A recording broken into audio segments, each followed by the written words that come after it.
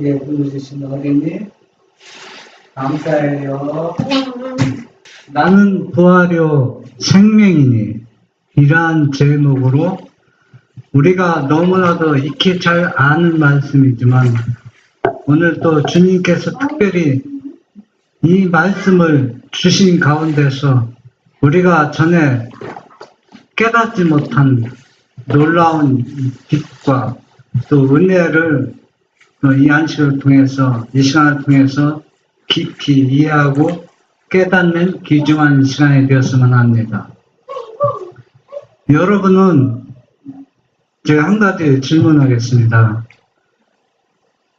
여러분이 가장 절망적인 그런 순간을 당한 경험이 있으니까 너무나 절망적이어서 어떻게 할 바를 모를 때 여러분이 전도할 기회가 있어서 전도할 때 처음에 시작할 때 어떤 날을 시작합니까?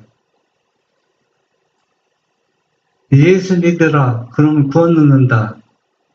뭐 그것도 기별을 전하는 기별 중 하나이지만은 내가 만약에 예수님을 전혀 믿지 않고 누가 나에게 전도한다면 저 사람이 어떤 말을 할 때 내가 호감을 얻을까 생각해 본 적 있어요?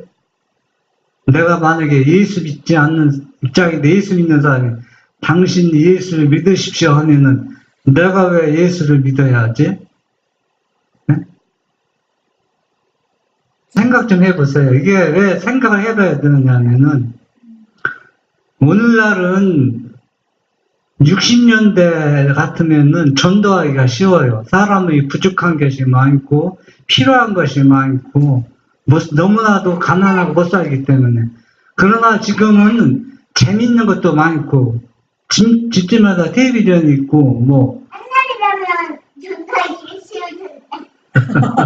그렇죠. 옛날에는. 그래서 저는 왜 오늘 나는 부활이요 생명이라는 제목을 놓고 이런 말씀을 하냐면 저는 그 하나님을 알지 못할 때 알지 못하는 사람에게 저는 서두에 이렇게 말을 시작합니다. 제가 또 그렇게 해봤고 만약에 선생님이 지금은 아무 문제 없이 걱정 없이 지내고 있지만 만약에 선생님이 갑자기 절망적일 때 선생님은 그 절망을 어떻게 이겨낼 수 있는 비결과 방법이 있으니까 이게 묻습니다. 지금은 모든 것이 잘 되니까 그런 생각이 해봤지만 만약에 내가 가장 사랑하는 사람이 암으로 죽을 것 같이 되었다. 또 내가 더 살고 싶은데 죽게 되었을 때 그러면 돈으로도 해결 안 되고 의학으로도 해결 안 돼. 어떤 아무리 지위 높은 사람이 도와줘도 해결 안 될 때 선생님은 이 절망을 어떻게 헤쳐나갈 수 있느냐고 그러면은 그 사람이 이렇게 되면 방법이 없다. 그러면 저는 그렇습니다. 나는 그 방법이 있다고. 그럼 뭐냐? 그러면 이제 얘기 서두가 시작됩니다. 제가 이 말씀하냐면 이것이 너무나 귀중하기 때문에 그렇습니다. 여러분 누가 이 땅에 사람을 인간을 태어나서 아무리 도덕적으로 인격적으로 존경을 받은 사람이랄지라도 나는 부활이요 생명이니 이렇게 외친 사람은 누구밖에 없어요. 예수님. 하나님의 아들 예수님 한 분밖에 없다는 얘기입니다. 그러면 왜 이분은 이렇게 외칠 수가 있는가? 오늘 말씀을 통해서 우리가 살펴보는 것입니다. 요한복음 11장의 배경이 쭉 설명되는데 뭐 시간상 다 아는 말씀 안 드리고 그 중요한 부분만 몇 구절 제가 읽어보겠습니다. 요한복음 11장 1절 3절에 보면 어떤 병든 자가 있으니 이는 마리아와 그 형제 마르다의 촌 베다니에 사는 나사로라. 이 마리아는 향유를 죽게 붓고 머리털로 주의 발을 씻기던 자요. 병든 나사로는 그래 그의 오라버리이더라. 이에 그 누이들이 예수께 사람을 보내 가로되 주여 보시옵소서 사랑하시는 자가 병들었다 하니. 여러분 가족 중에 사랑하는 사람이 병이 들어 죽어가고 있으면은 옆에 예수가 있다면은 예수님에게 도움을 다 청하겠죠. 이 나사로, 마르다, 마리아는 성경에서 우리가 너무나도 그 집 가정의 배경을 잘 알고 있습니다. 마리아는 누구께 뭘 본 사람이에요? 예수님께. 예수님이 십자가에 돌아가기 전에 예수님 발에 향유를 붓는데 그 향유값이 오늘날 따지면은 1년 일한 품삯이 값과 비교가 된다는 얘기입니다. 그러니까 월급쟁이가 1년 동안 번 돈을 한꺼번에 누가 발에 향유를 써서 예수님의 발에 부었다는 얘기입니다. 그러니까 이 가정과 예수님은 어때요? 어떤 가정? 끈끈한 우정을 나누고 사랑을 나누는 귀한 가정이었다는 걸 알 수가 있습니다. 이 마리아가 예수께서 요한복음 11장 5절에 예수께서 본래 마르다와 그 동생과 나사로를 사랑하시더니 왜 예수님이 이 가정을 사랑하고 이 가정이 예수님의 사랑을 받을 수밖에 없는가 이제 점점 더 깊이 우리가 이해하고 깨닫게 된다는 겁니다. 요한복음 11장 15절 내가 거기 있지 아니한 것을 너희를 위하여 기뻐하노니 이는 너희로 믿게 하려 함이라. 그러나 그에게로 가자 하신대. 우리가 이 말씀을 보면서 성경 전체를 봐야 됩니다. 예수님과 관계없던 사람도 어때요? 죽은 사람을 살린 기록이 있죠. 그리고 또 예수님과 아무 사랑의 관계를 맺지 않은 사람도 죽을 병에서 뭘 받은 사람이 있어요? 사랑. 치료받은 사람이 있잖아요, 온전히. 근데 이 가정은 예수님과 어떤 관계입니까, 지금? 사랑하는 것. 서로 사랑하는 관계라는 얘기입니다.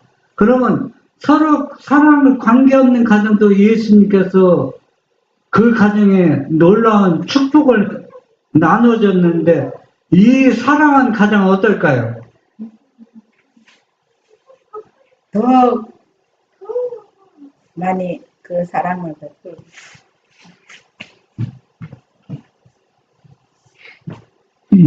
요한복음 11장 17절에 예수께서 와서 보신 나사로가 무덤에 있은데 이미 나으리라. 그러면 이미 무덤에 들어간 자가 나으리라. 근데 죽은 자 며칠 되는지 모릅니다. 성경에 안 나왔기 때문에. 우리나라는 3일장인데 유대 나라는 며칠장인지 모르기 때문에 거의 뭐 일주일 됐다고 보면 되겠죠. 무덤에 있는지 나으리라. 무덤 속에 있는지 나으리라는 얘기입니다. 무덤 속에 들어가는지 나으리라는 얘기입니다. 죽은 시간과 나다는 게 아니라 이미. 그러니까 우리나라는 3일장이잖아요. 3일 뒤에 장사 지내고 뭐, 근데 이 나라는 모르기 때문에 뭐 며칠인지 모르지만 이미 무덤에 들어간 데가 나으리라 했으니까 완전히 어때요?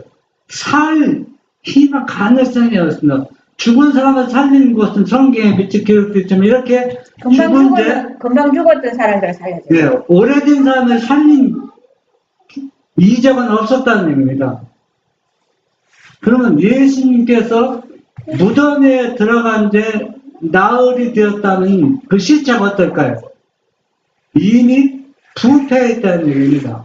그러면은 이렇게 부패된 이 시간까지 예수님이 그때에서 비로 이 사랑하는 가정에 이 집이 예수님 사랑하고 사랑받는 가정인데 이 오빠가 죽기 전에 도움을 요청했는데 예수님이 빨리 오실 수 있으면 살 수 있는데 오시지 않고 지체하는 것을 이 가정은 이미 알고 있었다는 거예요. 이미. 그러면 예수님이 왜 그렇게 했고 이 안에 어떤 교훈과 선미가 있는가 우리가 거기서 우리가 찾아보는 것입니다. 요한복음 11장 24절로 27절 마르다가 가로되 마지막 날 부활에는 다시 살 줄을 내가 아나이다. 예수께서 가라사대 나는 부활이요 생명이니 나를 믿는 자는 죽어도 살겠고 무릇 살아서 나를 믿는 자는 영원히 죽지 아니하리니 이것을 내가 믿느냐. 가로되 주여 그러하외다. 주는 그리스도시요 세상에 오시는 하나님의 아들이신 줄 내가 믿나이다. 예, 여기서 보면은 예수님이 고의적으로 자꾸 시간을 지체하니까 이 제자들 민망해서 예수님 빨리 나사로 집에 가서 죽은 죽기 전에 나사로를 병을 고쳐줘야 하고 제자들 자꾸 예수님에게 권고할 정도로 아주 지체해지는 것을 이 제자들도 이미 알고 있었어요. 그러면은 왜 예수님이 이렇게 시간을 자꾸 지체시키는가? 예수님이 나사로 보고 잔다. 그는 죽을 병이 아니라 이렇게 말했잖아요. 그렇게 하면서 안심을 느꼈잖아요. 그런데 죽었잖아 이미. 죽었는데 이미. 죽은 거를 잔다고 말했죠. 그러면은 왜 예수님이 그렇게 했느냐 하면은 여러 가지 있지만 가장 큰 이유는 나사로 가정 때문에 주위에 많은 사람들이 모인 사람들에게 뭘 베풀기 위해서 마지막 예수님이 승천하기 전에 마지막 자비와 은혜를 베풀기 위해서입니다. 왜 마지막 자비와 은혜냐? 그러면 이제 그것은 여러분들이 이 말씀을 통해서 이제 더 깊이 여러분 마음속에 닿을 것입니다. 요한복음 11장 32절 33절 보면 마리아가 예수가 계신 곳에 와서 보이고 그 발 아래 엎드려 하로되 주께서 여기 계시더라면 내 오라버니가 죽지 아니하였겠나이다 하더라. 예수께서 그의 우는 것과 또 함께 온 유대인들이 우는 것을 보시고 심령에 통분히 여기시고 민망히 여기사 이 마리아는 이미 예수님이 오신 것을 보았잖아요. 이 마리아는 참 마르다는 언니 마르다는 누구는 못 봤어요.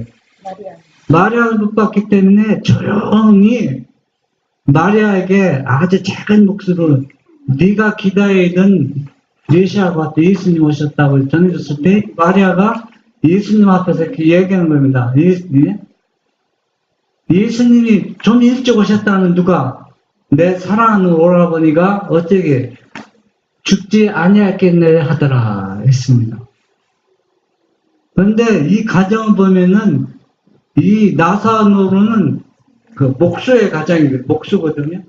그러면 목수면은 그 당시 문화로서는 직업이 사람들부터 좋은 대접을 받는 직업이 아니에요. 나사로도 목수요? 네, 나사로 요셉의 가정은 네. 목수였는데. 네, 나사도 목수이거든요. 목수였기 때문에 그렇게 존경을 받는 가정은 아닙니다. 그런데 인간적으로 인간관계는 참 좋았던 것 같아요. 네. 그 친분이 두터운 사람들이 많이 모였다 했으니까. 인간관계가. 그러니까 사람은 예수님을 믿는 사람은 더 특별히 인간관계가 좋아야 되거든요. 사람 관계가 좋아야 되고, 저 사람은 참, 관계가 참 힘들다, 어렵다 하면은 무엇인가 예수님을 올바로 믿지 않고 있다는 겁니다. 예수 믿는 사람들은 어느 사람하고 소통할 수 있는 관계가 돼야 되거든요. 아무 스스럼 없이. 이 나사로는 벌써 그렇게 했기 때문에 이 나사로가 죽었을 때 나사로를 사랑하는 사람들이 많이 모였다고 했습니다. 요한복음 11장 37절 그중 어떤 이는 말하되 소경의 눈을 뜨게 한 이 사람이 그 사람을 죽지 않게 할 수 없었더냐 하더라. 이에 예수께서 다시 속으로 통분히 여기시며 무덤에 가시니 무덤이 굴이라 돌로 막았거늘. 예. 사람들이 어떤 사람은 예수님의 비아냥거리는 거로 소경도 눈을 뜨게 한 사람들이 있던 저 사람이 나사로가 병들어 죽게 되었을 때 죽기 전에 왜 고칠 수가 없었던가? 이렇게 얘기하는 사람도, 수군거리는 사람도 있고, 예수님은 그런 것들을 다 들으면서 참 예수님이 통분역이고 우셨다고 했습니다. 그 예수님이 나사로가 죽어서 슬퍼서 웃은 것이 아니라 예수님께서 통분역에서 우신 그 깊은 뜻이 이제 있죠. 요한복음 11장 40절에 보면 예수께서 가라사대 내 말을 네가 믿으면 하나님이 영광을 보리라. 이전에 예수님이 뭐라 했어요? 나는 부활이요 생명이니 나를 믿는 자는 죽어도 살고 살아서 영원히 살리라고 했습니다. 살아서 믿는 자는 영원히. 그러면서 돌을 옮겨 놓으니 예수께서 눈을 우러러보시고 하라사대 아버지여 내 말을 들으신 것을 감사하나이다. 항상 내 말을 들으신 줄을 내가 알았나이다. 그러나 이 말씀하옵는 것은 둘러선 무리를 위함이니 곧 아버지께서 나를 보내신 것을 저희가 믿게 하려 함이이다. 이 말씀을 하시고 큰 소리로 나사로야 나오라 부르시니 죽은 자가 수족을 배로 동인 채로 나오는데 그 얼굴은 수건에 쌓였더라. 예수께서 가라사대 풀어놓아 다니게 하라 하시니 마리아가 와서 예수의 하신 일을 본 많은 유대인들이 저를 믿었으나 참 끝이 참 애매하죠. 믿었으나 뭐가 반대 믿지 않는 사람도 많이 있다는 의미입니다. 이런 큰 이적을 보고도 믿는 사람들이 많이 있었지만 또 어떤 사람도 있더라. 예수님 어떻게 죽일고 하고 서로 의논하는 사람도 많이 있었다는 얘기입니다. 여기에서 보면은 우리가 아버지께서 내 말을 들으신 것을 감사하나이다. 여기에서는 그 본인 자신과 아버지와 뗄 수 없는 분리될 수 없는 그 관계를 지금 정확하게 아주 확실하게 말씀해 주고 있습니다. 이 의미는 바로 뭐냐? 예수님이 아버지의 아들로서 이 땅에 오셨고 아들이라는 얘기는 뭡니까? 절대적인 존재라는 얘기입니다. 절대적인 존재고 절대적으로 전능하신 그 사랑을 받는 분이 인간으로 이 땅에 오신 그 자체가 진리입니다. 진리의 성경의 주제입니다. 이것을 더 확실히 이 유대인들에게 확인시켜 주려고 하는데도 유대인들은 이걸 별로 그렇게 중요하게 여기지 않습니다. 아버지께서 나를 보내신 것을 또 아버지의 뜻을 향하게 한 것을 이 죽은 나사로를 살리면서 더 확실하게 빛을 주는 장면입니다. 요한복음 11장 48절 만일 저를 이대로 두면 모든 사람이 저를 믿을 것이요 그리고 로마인들이 와서 우리 땅과 민족을 빼앗아 가리라 하니 이건 누가 한 얘기입니까? 예수님을 잡아 죽이려고 하는 사람들 그 중에 제일 두목은 누굽니까? 대제사장으로서 지금 이야기합니다. 이야기한 것은 뭐 뜻도 모르고 한 겁니다. 그냥 뜻도 모르고 어떤 의미가 있는지도 모르고 그러니까 한 사람을 죽이면은 온 유대 백성이 살아날 테니까 이 사람을 죽이는 것이 합당하지 않느냐. 이거는 예수님께서 성경에 나온 대로 내가 땅에서 높이 들리면은 모든 사람이 살리라는 것을 이 대제사장 그 의미도 모르고 지금 하는 얘기입니다. 사이주석 요한복음 11장 그리스도의 사업과 신성의 하나님의 이늘침 가장 확고한 그리스도의 제자들 가운데 베다니에 사는 나사로가 있었다. 그는 그리스도를 처음 만났을 때부터 그에게 대하여 믿음이 강했고 사랑이 깊었으며 또한 구세주의 총애를 받고 있었다. 그리스도의 가장 큰 이적은 나사로를 위하여 이루어졌다. 구주께서는 당신의 도움을 요구하는 모든 사람에게 축복하셨다. 그는 모든 인간 가족을 사랑하셨으나 특별히 부드러운 사교로 접촉하는 사람들이 있었다. 그리스도께서는 베다니에 사는 한 가족들과 두터운 정분으로 연결되어 있었으며 그 가족 중에 한 사람을 위하여 가장 놀라운 일을 행하셨다. 이 가정과는, 이 나사로의 가정과는 예수님과는 서로 어때요? 더 친교가 아주 깊이 맺어진 가정입니다. 그래서 이 가족 나사로를 살리면서 가장 놀라운 이적을 행했다는데 그게 뭡니까? 살림. 그리스도의 사업과 신성에 하나님의 인을 쳤다 했습니다. 인을 쳤다는 얘기는 죽은 데 썩어서 냄새나는 나사로를 부활시킨 것은 신성으로서 누구만이 할 수 있는 일이라는 겁니다. 예수님. 하나님. 하나님의 아들만이 할 수 있다는 예수님, 것을 맞아. 도장을 딱 예수님 도장, 하나님하고 예수님 두 분. 도장을 딱 인을 치는 것과 똑같은 것입니다.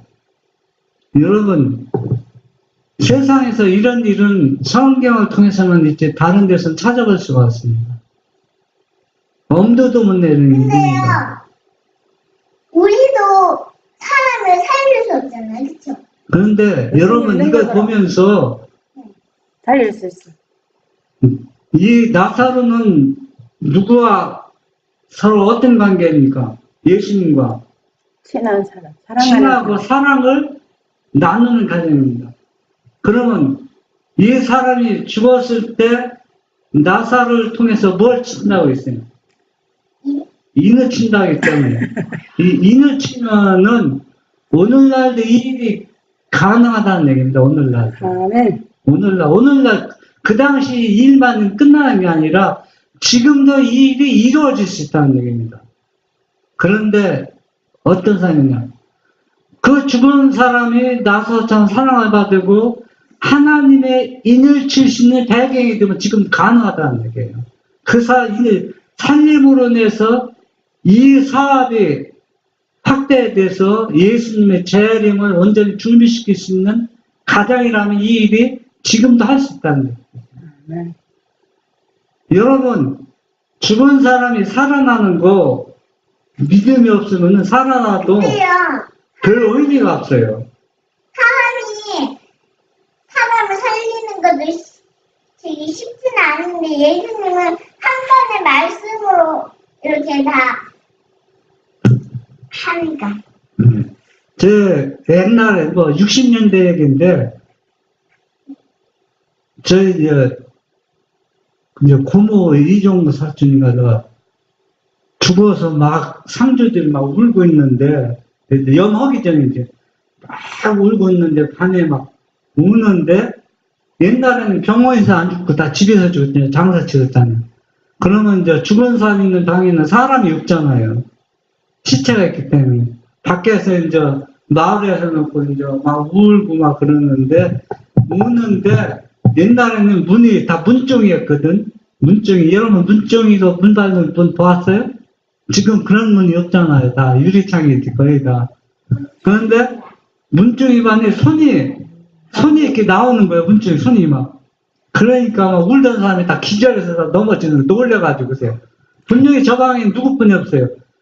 죽은 시체뿐이 없는데 그 시체가 살아나서 손으로 그냥 문장을 찍고 막 잡고 나오니 다 놀래 자빠지죠, 그게. 네? 그런데 오늘날 나사로처럼 죽은 데 미치는 사람이 무덤 속에서 또 화장을 해도 상관없어요, 그건. 예수의 능력으로 그것을 부활시킨다면 어떤 일이 일어날게요? 획기적인 일이, 인을 치는 일이 일어날 것이라는 얘기입니다. 그래서 왜 나사로에게 부활시킨 큰 이적이라 했냐면 예수님이 하늘로 승천하기 전에 마지막 뭐 하는 겁니까? 이적을 행한 큰 이적을 행해서 이 사람들이 예수님을 거절하지 않고 모든 사람이 다 예수님은 하나님의 아들로 받아들여서 다 예수를 믿고 다 무엇하기 위해서 구원받기 위해서 마지막 자비를 베풀고 있는 겁니다. 그런데 마지막 자비를 거절할 것을 하시고 예수님은 통분에게 우셨다고 했습니다. 그래서 우신 겁니다. 나사로가 죽어서 슬퍼서 우신 것도 있겠지만 그거는 살릴 거니까 문제가 되지 않는데 이렇게 대하냐고 나사로를 살려서 사람들이 좋아하고 기뻐하지만은 이 많은 무리들이 예수님을 십자가에 못 박히라고 소리치고 배반할 것을 하시고 예수님은 우시고 더 나아가서는 예수님을 거절하고 십자가에 못 박음으로 인해서 유대인들이 예루살렘에 앉아 전멸당할 것을 예수님을 보시고 계십니다.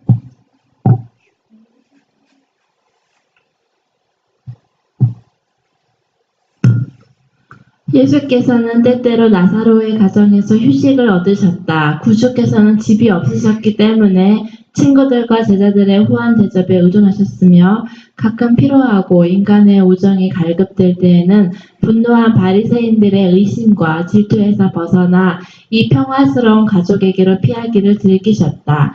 나사로를 살리는 이 더할 나위 없는 이적은 그의 사업과 신성에 대한 그의 주장에 하나님의 도장을 찍는 일이었다. 네. 왜 예수님이 이 가정에 왜 자주 찾아갔을 것 같아요? 여러분 한번 생각해 보세요. 호환 대접으로 편안한지.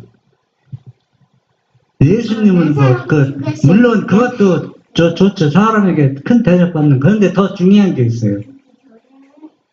바리새인들의 눈을 피할 수 있는지. 네, 그것도 있고 더 중요한 것도 그것도 필요하죠. 그 눈에다가 네. 예수님이 가장 좋아했던 건 이 가족들은 예수님 하신 말씀을 얼마나 잘 들었는지 모릅니다. 그 중에서 특히 누구? 마리아. 마리아. 나사로도 잘 들었습니다. 예수님이 가장 좋아하는 것은 아버지 뜻을 잘 받아들이는 것이 그보다 더 좋은 일이 어디 있어요. 그렇기 때문에 예수님은 이 가장 예수님은 말씀을 전하는 것이 아무 반대자 없고 그런 데서 말씀을 전하는 게 쉬는 겁니다. 편안히 쉼을 쉬는 거예요. 딴 데는 계속 누가 따라다니니까 예수님 어떻게 죽을까 하고 항상 예수님을 흔잡으려고 따라다니잖아요. 근데 이 가정은 그런 것이 하나도 없이 편히 쉴 수 있는 가정. 오늘날 우리도 그런 가정이 돼야 돼요. 누가 와도 편히 예수님 은혜를 쉬었다 갈 수 있는 가정.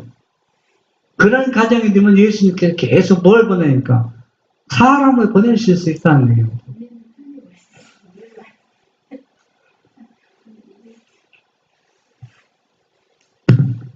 그를 어디 두었느냐고 예수께서 물으실 때에 저들은 주여 와서 보옵소서 하고 말하였다. 저들은 함께 무덤으로 나아갔다. 슬픈 장면이었다. 크게 사랑을 받아온 나사로의 친구였던 이들이 그 누이들과 함께 눈물을 흘리는데 그의 누이들은 그를 위하여 가슴이 찢어지듯이 울었다.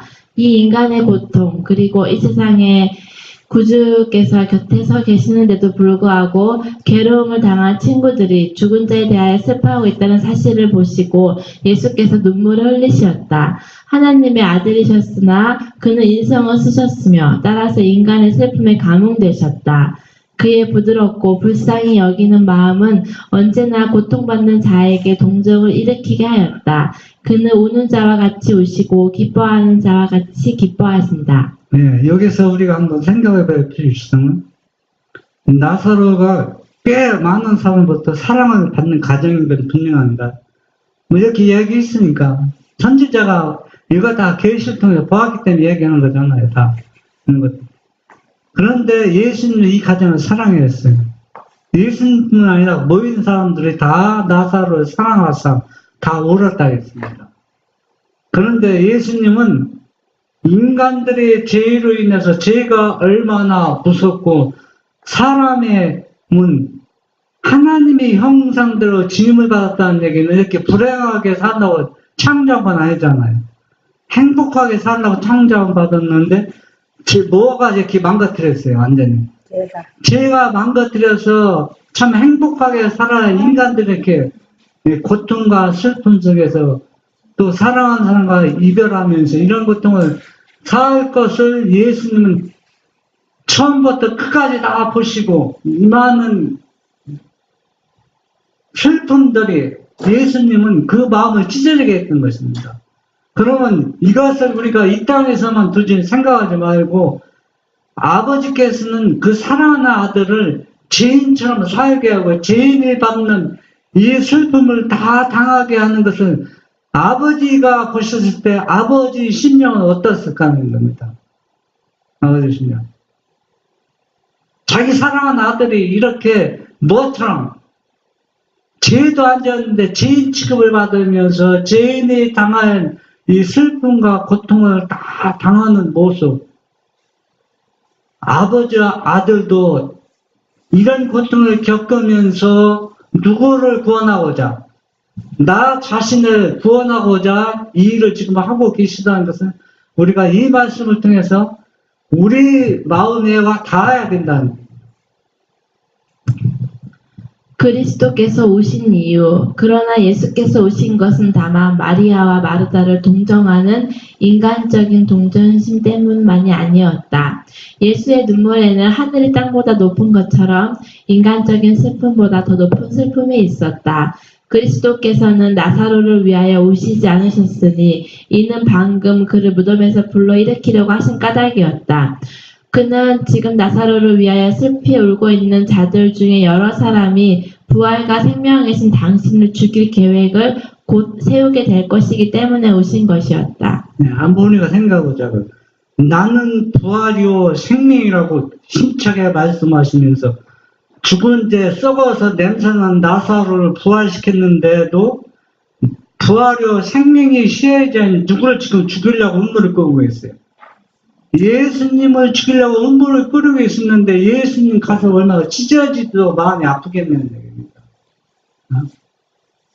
그래서 예수님은 오실 수밖에 없었다는 얘기입니다.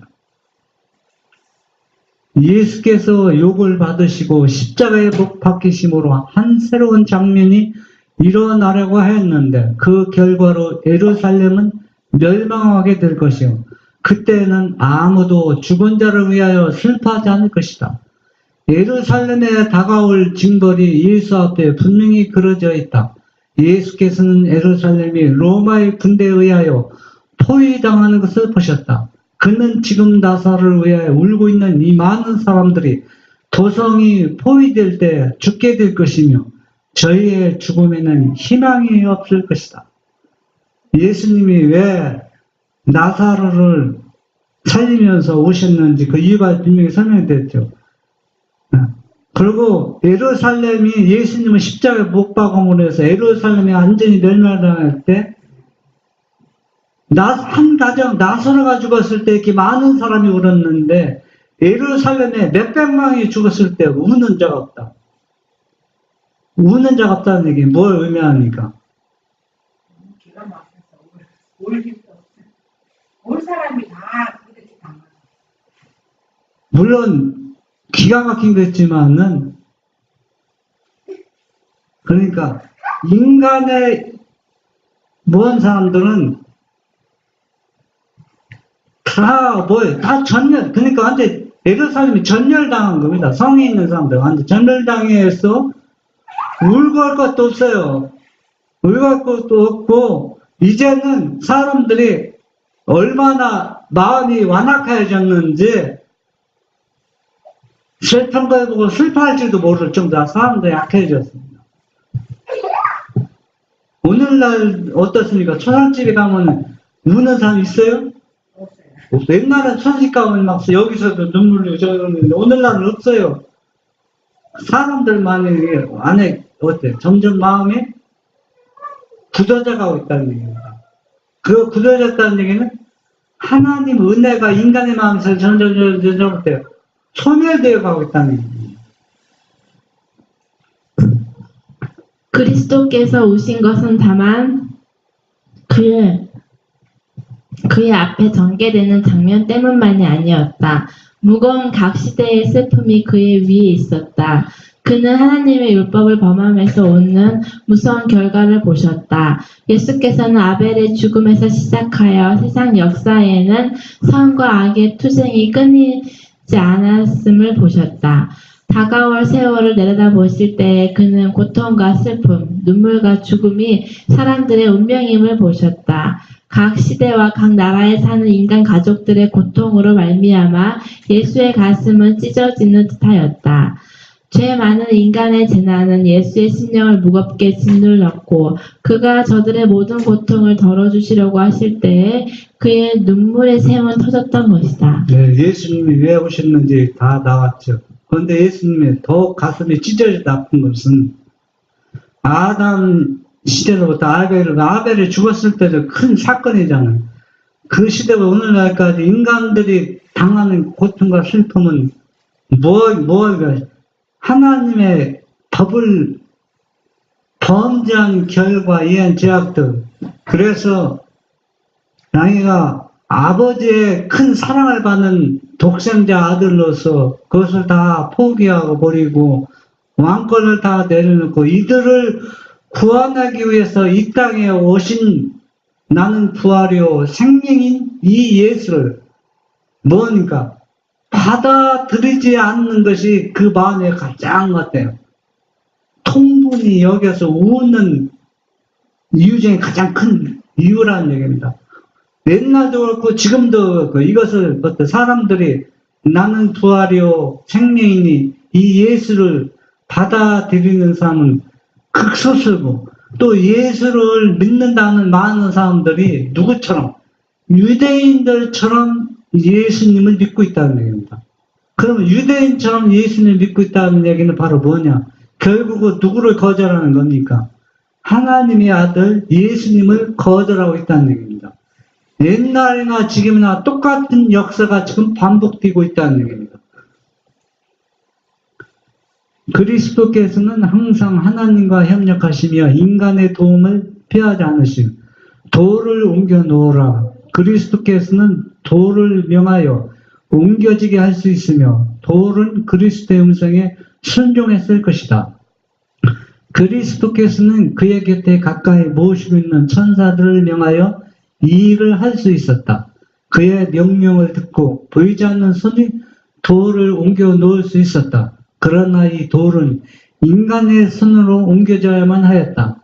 이와 같이 하여 그리스도께서는 인성이 신성과 협력하여 일함을 보이고자 하셨다. 인간의 능력으로 할 수 있는 일을 하기 위하여 신성의 능력이 소집되지 않는다. 하나님께서는 인간의 도움을 피하지 않으신다. 하나님께서는 인간이 그 주어진 능력과 가능성을 사용할 때 그에게 힘을 주시고 그와 협력하신다. 예, 돌을 옮겨놓을 수 있어요. 말 한마디면. 그런데 사람을 통해서 돌을 옮겨놓은 것은 우리에게 어떤 교훈을 주기 위해서 인성과 신성이 연합하는 관계를 더 깊이 이해시키기 위해서 그렇게 하셨다는 얘기입니다. 우리가 인간의 능력으로 할 수 있는 일을 해야 됩니다. 인간이 할 수 있는 능력을 제쳐놓고 하나님께서 어떤 이적을 베풀지 않는다는 얘기입니다. 그리스도께서는 당신이 행하신 모든 일에서 당신의 아버지와 협력하셨다. 언제나 그는 홀로 일하지 않으셨으며 이적을 행하신 것이 믿음과 기도로서 이루셨다는 사실을 분명하게 하시려고 매우 주의하셨다. 그리스도께서는 아버지와 당신의 관계를 모든 사람들이 알기를 원하셨다. 예수께서 말씀하시기를 아버지여 내 말을 들으신 것을 감사하나이다. 항상 내 말을 들으시는 줄을 내가 알았나이다. 그러나 말씀하옵는 것은 둘러선 무리를 위함이니 곧 아버지께서 나를 보내신 것을 저희로 믿게 하려 함이니이다고 하셨다. 우리가 예수님으로부터 보냄을 받은 사람이라면 우리도 우리가 아는 주의 사람들로부터 협력이 필요합니다. 인간 관계가 필요하다는 게 홀로 하나님께서 그 사람에게 일을 절대 맡기지 않습니다. 서로 협력과 신성과 인성이 협력하듯이 사람과 사람이 협력이 필요하다는 얘기입니다. 그래서 아버지와 아들이 협력한 것 같이 우리는 믿음의 한 형제 안에서 아버지와 아들 관계처럼 우리도 믿음의 형제가 한 관계가 한 가족처럼 우리가 협력해서 일을 하는 것이 바로 뭐냐? 예수님이 그렇게 원한다는 얘기입니다.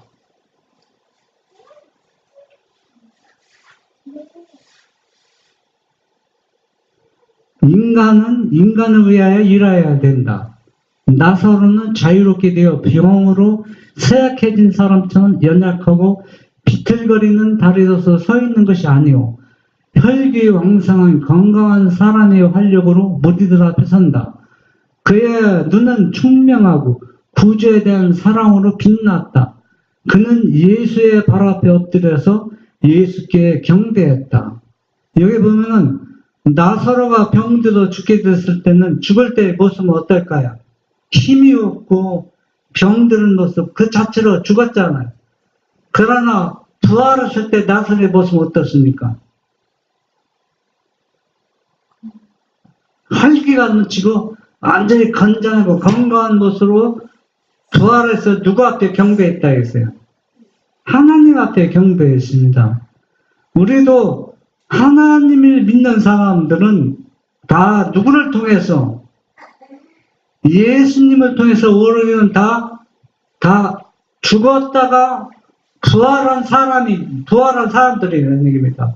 그렇기 때문에 그가 죽기 전에는 병 들고 신앙이 별들고 저 사람은 믿음이 없어 어떻게 평가할지 모르지만 이 사람이 다시 나사로처럼 완전히 자신이 썩어서 완전히 죽었다가 예수님으로 다시 부활을 받고 새로 영적으로 태어난 사람은 완전히 건전한 모습으로 새로 태어났기 때문에 우리는 이런 사람들과 협력해야 된다는 얘기입니다. 보세요. 부활이 뭐지? 아직 살아요. 우리도 부활해야 생길 거. 화이트석 요한복음 11장 50에서 51절. 알지 못하고 예언을 한 가야바. 이 말은 그 의미를 알지 못하는 사람이 말한 것이다.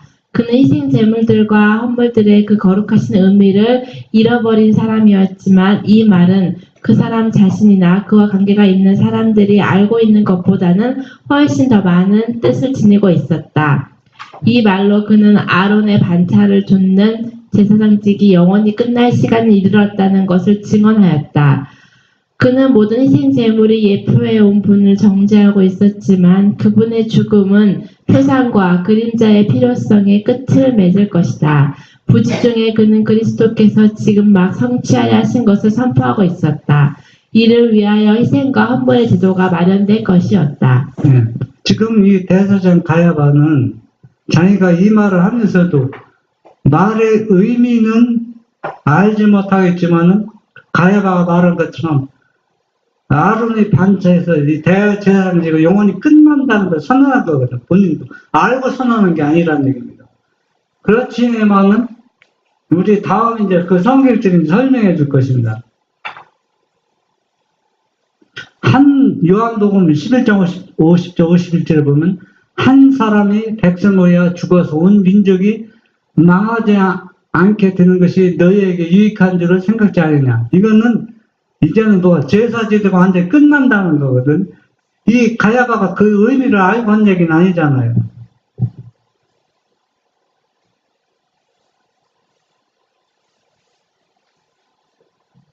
근데 51절에 보면 이 말은 스스로함이 아니오 그 해 대제사장이므로 예수께서는 그 민족을 위하시고 이때 하필 누가 대제사장이에요? 가야바가 대제사장이 됩니다. 그러면은 우리가 이 말씀을 보면서 이 아주 제일 중요한 임무를 맡은 사람들이 진리가 무엇인지 그 뜻을 알지 못하고 예치고 예언하는 사람들이 오늘날도 많이 있습니다. 그런데 이 사람들이 뜻도 의미도 모르고 말씀을 선포하지만 그러나 이들이 선포한 말씀이 어떻게 된다는 얘기예요. 응하고 이루어지고 있다는 얘기입니다. 시대의 소망 525. 마르다에게 필요되는 한 가지는 침착하고 헌신적인 정신과 장래와 영생에 관한 지식을 깊이 갈망하는 마음과 영적으로 향상하는 데 필요한 은혜였다. 마르다는 잠시 후에 지나가 버릴 일을 위해서 덜 염려하고 영원히 존속하는 일을 위하여 더욱 염려할 필요가 있었다. 예, 이 가정은 뭐 마르다도 그렇고 마리아도 그렇고 나사로도 예수님이 하신 말씀을 아주 너무 깊이 애청하고 있지만 그러나 마르다는 어때요? 좀 예수님께서 문제가 있으면 암시해 주는 겁니다. 이 마르다는 오빠처럼 동생처럼 예수님의 말씀을 경청하긴 하지만은 무엇 때문에? 염려 때문에. 염려라는 얘기는 현시 시점에 중요하게 여긴다는 게 현재 당면한 문제들을 그렇기 때문에 오빠나 동생에게 도움을 요청할 때가 가끔 있었던 얘기입니다. 있었기 때문에 예수님은 뭐라 했어요?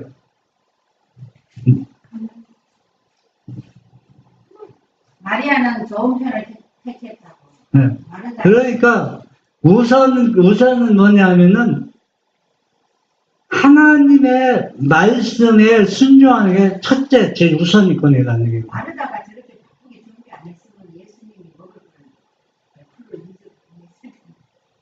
근데 우리가 생각할 땐 물론 사람을 대접하는 것도 중요하지만은 우리가 이걸 생각해도 예수님은 이 땅에 영원히 있을 분이 아니라는 얘기입니다. 만약에 마르다가 며칠 있으면 예수님이 하늘로 올라간다고 하면은 한번 생각해 보세요. 그거 음식 하려고 똑같이 누구예요? 오빠나 동생 입장에서 더 한나에 들었을 것이라는 얘기입니다. 그러니까 우리가 생각할 때 마르다가 그게 하는 게 뭐 음식 준다는 게 나쁘다고 하는 의미가 아니라 우리가 그 말씀을 우리가 정확히 파가야 돼요. 예수님이 어떤 의미로 하신 말씀인지 그것을 이해하지 못하면은 그냥 딱 갈라버리는데 완전히 갈라버리는 정도로 이것은 좋다 나쁘다 그런 의미로 한 얘기가 아니라는 얘기입니다.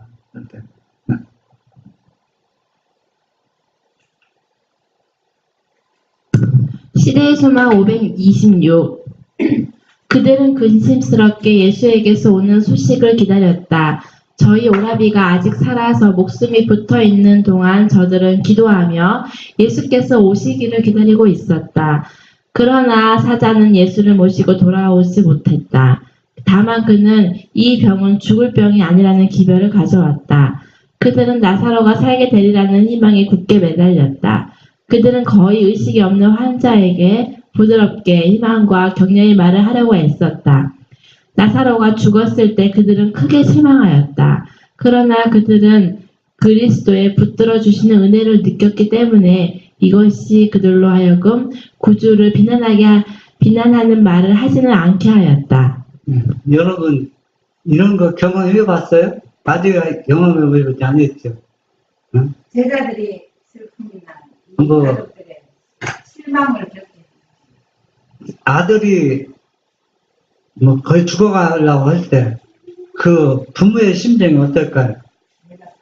어떻게 살리려고 하는가? 그런데 중요한 것은 사람의 생명이 죽어갈 때 살리려고 하는데 이 나사로 가정처럼 진정한 예수님의 사랑을 체험한 가정이라면 끝까지 인내하며 기다리는 겁니다. 끝까지. 이 나사로가 죽었는데도 이 가정은 누구를, 마르다와 마리아는 누구를 비난하지 않았다겠습니까? 예수님을 원망하지 않았다겠습니까? 그렇게 슬픔과 아픔을 당했는데도 원망하지 않았거든. 이게 쉬운 것 같으면 쉽지 않습니다. 왜냐하면은, 한번 이 가정은 다른 죽은 사람 살린 거 이 가정 다 알고 있어요. 이거는 누구도 살렸어요. 장려행을 떠나는 어떤 과부의 아들도 살렸죠. 또 12살 먹은 나이를 때 살렸죠. 또 안진병이 치료할 수 없는 여러 사람을 살리는 건 다 보았는데, 사랑하는 자기 오빠를 예수님이 뭐 할 거다, 병을 고쳐줄 것을 확실히 믿고 있었는데, 그렇게 막 죽어가는 사람에게 격려하면서 예수님이 조금만 기다려, 예수님 올 거라고, 예수님 오면 오빠는 살 수 있다고 그렇게 격려하면서 막 의식이 일어난 오빠에게 그렇게 했는데, 결국은 누가, 오빠가 죽고 예수님은 결국 죽은 후에 왔었는데, 그래도 누구를 원망하지 않았다. 예수님을 원망하지 않았다. 그러면 우리는 여기에서 뭘 생각하냐면, 이렇게 인간으로서 감당할 수 없는 어려움과 시험이 다가올 때가 바로 뭐 할 때라? 믿음을 행사할 때며 큰 이적을 일어날 때라는 얘기입니다. 큰 이적.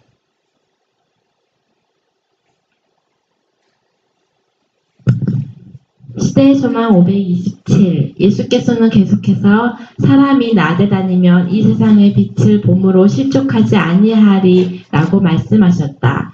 하나님의 뜻을 행하고 하나님께서 정하신 길을 걷는 자는 실족하여 넘어지지 않을 것이다. 하나님의 인도하시는 영의 빛은 그의 의무에 대한 분명한 깨달음을 줄 것이며 그의 사업이 마칠 때까지 바른 길로 인도하실 것이다. 밤에 다니면 빛이 그 사람 안에 없는 고로 실족하느니라. 하나님께서 그를 부르지 않으신 곳, 즉 자기 자신이 선택한 길로 행하는 자는 실족하게 될 것이다. 그에게는 낮이 밤으로 변했으므로 어느 곳에 있든지 그는 안전하지 못할 것이다. 네.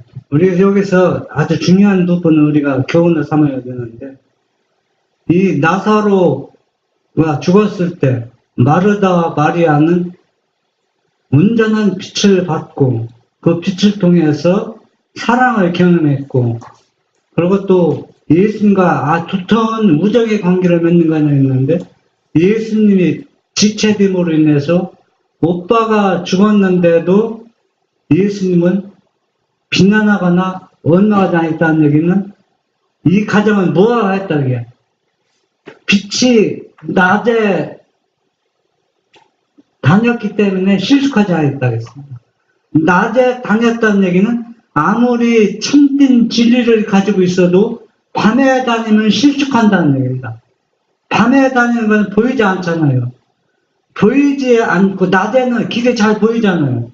그러면 넘어집니까? 안 넘어지잖아. 이것은 무엇을 의미냐면, 진리를 가지고 있어도 밤에 다니는 사람이 있어요. 밤에. 또 낮에 다니는 사람이 있어요. 그건 뭐냐? 낮에 다니는 사람들은 말씀을 순종하면서 무슨 예수님과 뭘 관계를, 사랑의 관계를 계속 교통하면서 살아가기 때문에 어떤 실망이 와도 절대로 이 누이처럼 넘어지지 않는다는 얘기입니다. 근데 밤에 다니는 사람은 진리를 가졌어도 어떤 절망적이 올 때, 내가 이 기도를 줬는데 저 사람이 딱 딴 길을 받아들일 때 절망해서 넘어지는 겁니다. 얼마나 넘어질 수 있어요. 진리 가졌다고 해서 안 넘어지는 게 아니라는 얘기입니다. 밤에 다니느냐 낮에 다니느냐.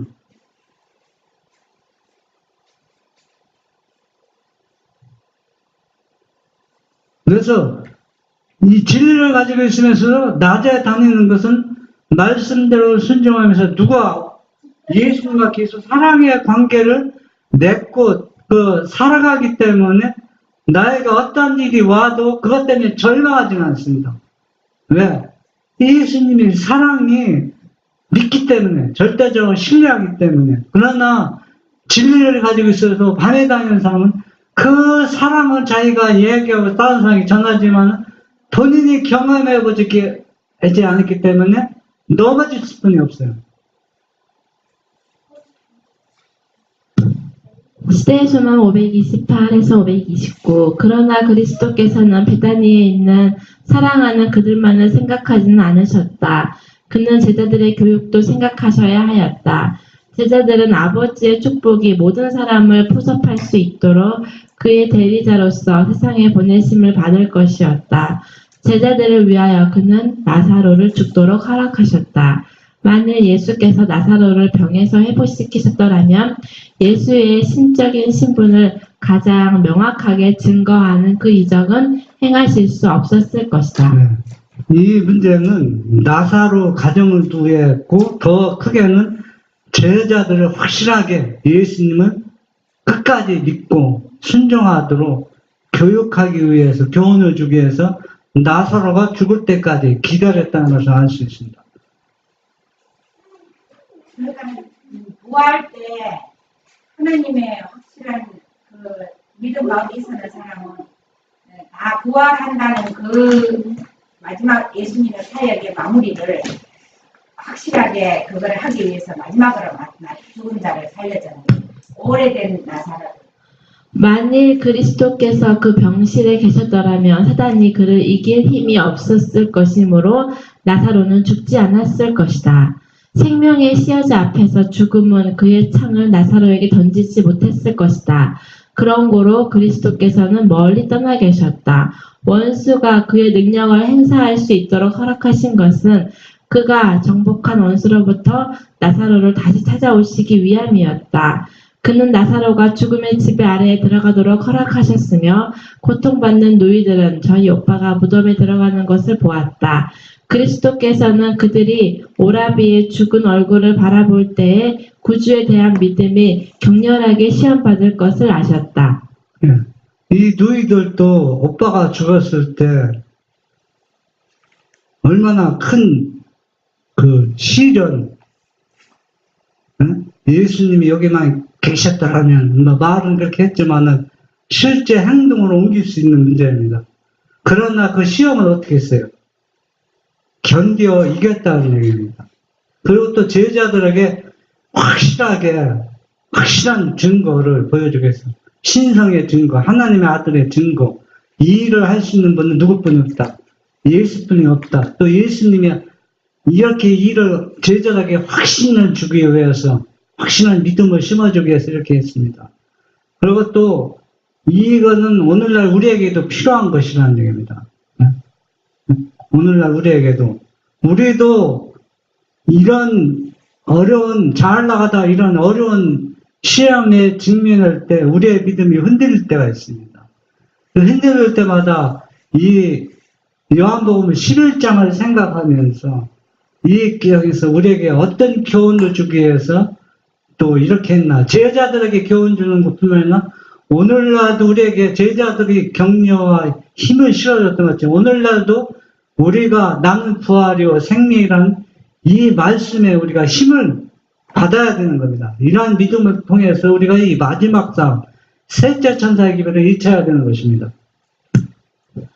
그러나 예수께서는 그들이 겪는 투쟁으로 말미암아 저희 믿음이 더욱 큰 능력으로 빛나게 될 것을 아셨다. 예수께서는 그들이 당한 모든 슬픔의 고통을 경험하셨다. 예수께서 지체하는 것은 그들을 덜 사랑하기 때문이 아니었다. 예수께서는 그들과 나사로와 자신과 제자들을 위하여 승리를 얻어야 한다는 것을 아셨다. 네. 참 부모가 자식이 고통당하는 것을 좋아할 분은 아무도 없습니다. 그러나 그 자식이 그 고통을, 그 시험을 이겨야 더 업그레이드해서 더 큰 그릇이 될 수뿐이 없기 때문에 그걸 지켜보는 부모의 입장은 마음이 있어야지만, 그러나 그것은 어때요? 그 과정을 거쳐야 하는 것처럼 예수님도 나사로 가정과 제자들이 그런 과정을, 고통의 순간을 거쳐서 더 모아오기 위해서, 그들을 덜 사랑하기 때문에 아니라 더 사랑하기 때문에 이러한 시련과 고통을 통해서 뭡니까? 더 큰 일을 할 수 있도록, 더 큰 믿음을 행사할 수 있도록 예수님께서는 그렇게 하신 것입니다.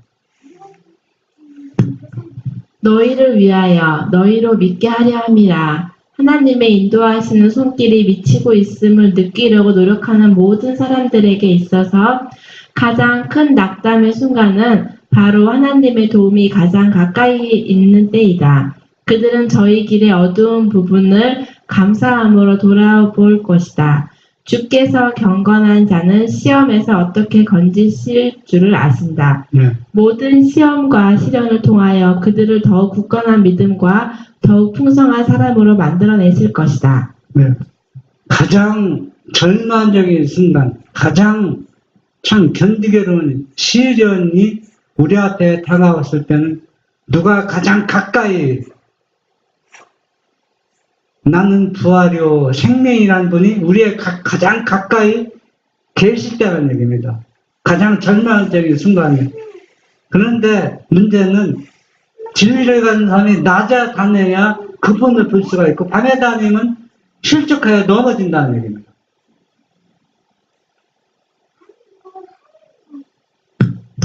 나사로에게 가는 것을 지체하심으로써 그리스도께서는 그를 영접하지 않은 사람들에게 은혜를 베푸시려고 하셨다.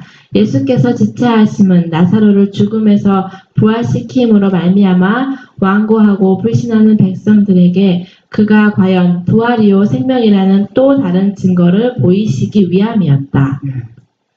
예수님께서 나사로가 무덤에 들어갔는데 나흘이 지났는데 부활시킨 것은 아주 단순한 의미가 아닙니다. 이게 무궁무진한 이 속에 모든 진리들이 함축되어 있습니다. 여기 이 속에서. 그래서 예수님은 그래도 자기를 십자가에 못 박으려고 하는 사람들에게 자비를 더 베풀어서 이 사람들을 구원하고 또 뭡니까? 이 불신하는 백성들에게 어떻게 하면 한 사람이라도 더 불신해서 돌이켜서 어떻게 당신을 영접하게 할까? 그렇게 시간을 지체하는 살 때 그분의 심정이 통분할 수뿐이 없다는 얘기입니다. 이 완악한 백성들을 돌이키려고 이렇게까지 애를 쓰시는 분. 그런데도 결국은 이 나사로를 부활시킴으로 많은 사람들이 믿었지만 그래도 많은 사람들이 보여요. 그분을 죽이려고 어떻게 하면 죽이고 했다는 얘기입니다. 그래서 우리는 이 한 가정을 보면서 우리가 이 가정을 통해서 우리 가정도 나사로의 가정처럼 참된 진리를 가지고 있으면서 밤에 다니지 않고 낮에 다녀서 우리가 실족함이 없도록 계속 그분이 오실 때까지 우리는 나사로의 가정처럼 예수님과 친근한 교제와 우정을 나누면서 예수님께서 이 마지막 자리 베푸신 유대 백성들에게 오늘날 우리도 어떻게 하면 한 영혼이라도 더 예수님께 영접하고 생각하면서 나는 부활이요 생명이라는 분이 항상 우리 곁에 계심을 늘 감사하면서 오늘도 즐거운 안식일 끝까지 잘 보내시기 바랍니다.